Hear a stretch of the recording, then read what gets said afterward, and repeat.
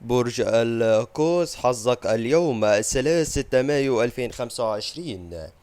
برج القوس 23 نوفمبر 21 ديسمبر. يتعرف مواليد القوس بشخصية المتفائلة والمغامرة والعاطفية، ويستمتع التصرف في كافة الأمور.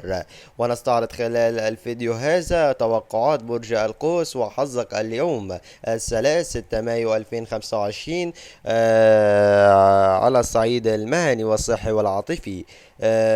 توقعات برج القوس وحظك اليوم الثلاث 6 مايو 2025.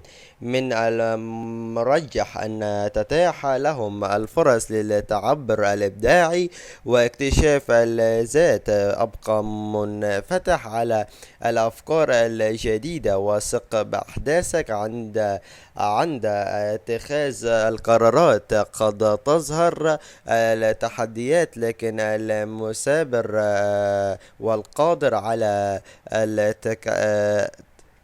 التكيف ستين إلى نتائج إيجابية. ركز على الحفاظ على التوازن والتواصل والوضوح.